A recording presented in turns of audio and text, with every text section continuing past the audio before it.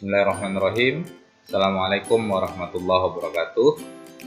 Bertemu lagi dengan Pak TW di channel ini. Kali ini kita akan mencoba untuk membahas dan mempelajari tentang organisasi kehidupan.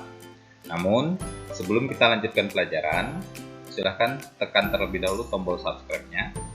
Kemudian like, komen, dan share, serta aktifkan lonceng notifikasinya agar kita bisa menimba ilmu pengetahuan lebih banyak lagi dari channel ini. Nah, pokok bahasan yang akan kita bahas pada kesempatan kali ini yang pertama adalah tentang sel sebagai unit struktural dan fungsional kehidupan.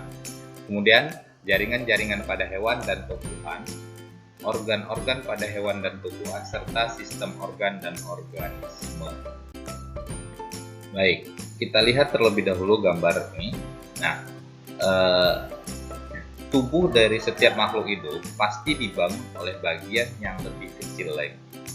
Nah, bagian yang lebih kecil itu pertama ada molekul, kemudian molekul-molekul membentuk sel.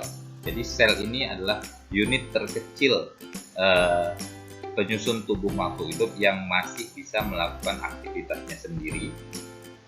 Kemudian sel akan membentuk jaringan, lalu jaringan akan membentuk organ, kemudian organ membentuk sistem organ, kemudian seluruh sistem organ akan membentuk organisme, lalu organisme akan berada pada ekosistemnya, pada habitatnya untuk membentuk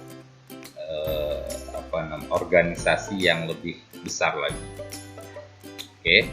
Jadi intinya, organisasi kehidupan pada makhluk hidup itu pasti dimulai atau pasti disusun oleh bagian-bagian yang lebih kecil, kemudian membentuk bagian yang lebih besar. Nah, baik. Sel sebagai unit struktural dan fungsional kehidupan. Pada hierarki organisasi kehidupan, sel berada di tingkatan struktural terendah yang masih mampu menjalankan semua fungsi kehidupan. Sel mampu melakukan regulasi terhadap dirinya sendiri, memproses energi, tumbuh dan berkembang, tanggap terhadap lingkungan, serta melakukan reproduksi untuk melestarikan jenisnya. Setiap organisme tersusun atas salah satu dari dua jenis sel yang secara struktural berbeda. Kedua jenis sel tersebut adalah sel prokaryotik dan sel eukaryotik. Pada sistem 5 kingdom, hanya Monera, yaitu bakteri dan ganggang biru, yang memiliki sel prokaryotik. Protista, jamur, tumbuhan, dan hewan semuanya terdiri atas sel eukaryotik. Sel prokaryotik berasal dari bahasa Yunani, yaitu prokaryot. Pro berarti sebelum dan karyot berarti nukleus. Jadi sel prokaryotik memiliki nukleus atau inti sel, tetapi inti sel tersebut tidak diselubungi membran inti. Jadi belum diselubungi oleh membran inti. Nah, kebalikannya adalah sel eukaryotik. Ya, merupakan sel yang memiliki inti sel dan inti sel tersebut dibungkus oleh membran inti. Jadi perbedaannya antara prokaryotik dan eukaryotik adalah pada membran intinya. Ya. Kalau prokaryotik, membran intinya belum diselubungi oleh nukleusnya belum diselubungi oleh membran inti, sedangkan pada sel eukaryotik, nukleusnya atau inti selnya sudah diselubungi atau sudah dibungkus oleh membran inti. Oke, nah bisa kita lihat ini gambaran daripada sel prokaryotik dan ini sel eukaryotik, ya. Ini sel pada bakteri dan ganggang biru seperti ini. Jadi nukleusnya atau inti selnya itu belum dibungkus oleh membran inti.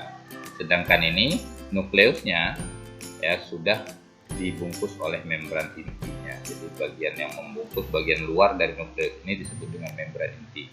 Nah, pada sel eukaryotik membran intinya sudah ada. Sedangkan pada sel prokaryotik itu belum terdapat membran inti.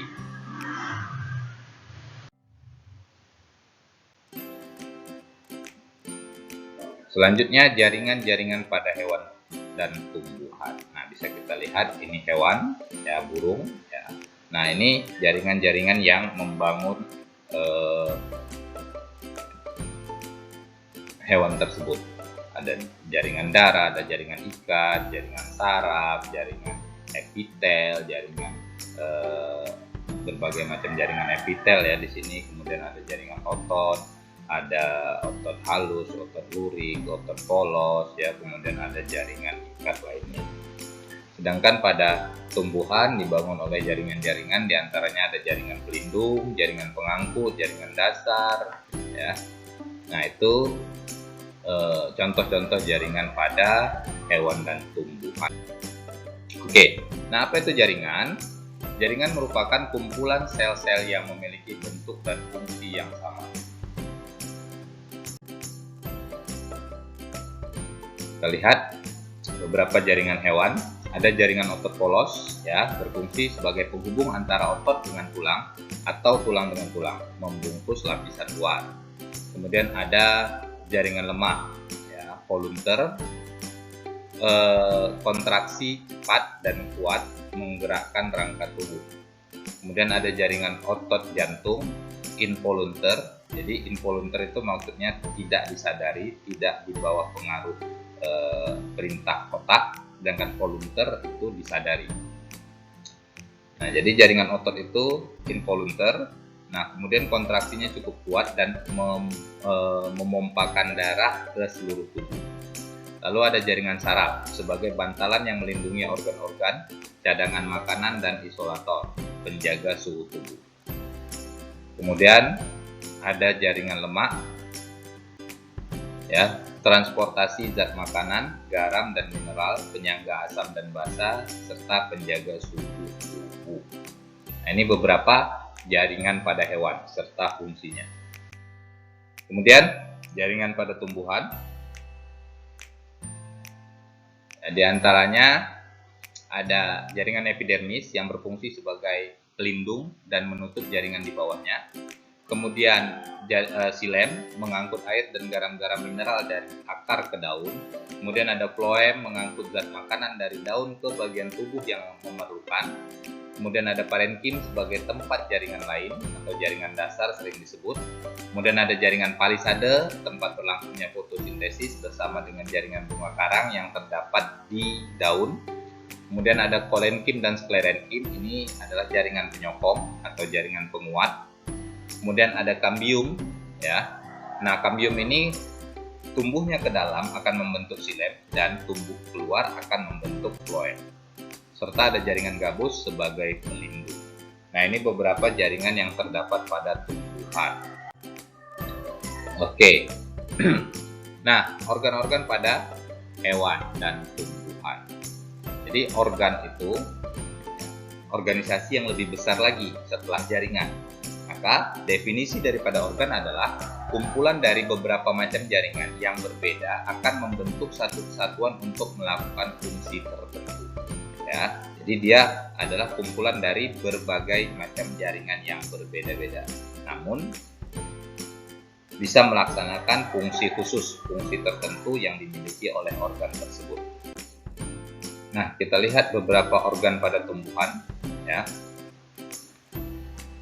Ada daun, ya, bunga, buah, batang, serta akar. Nah, ini beberapa organ-organ yang dimiliki oleh tumbuhan ya, daun, batang, akar, buah, bunga.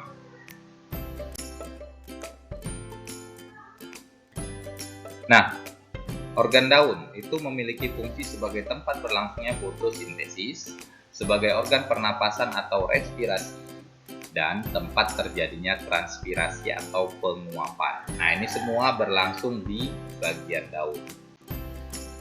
Lalu kemudian pada batang, ini batang ya, organ batang, fungsinya sebagai penopang tumbuhan sehingga dapat berdiri tegak.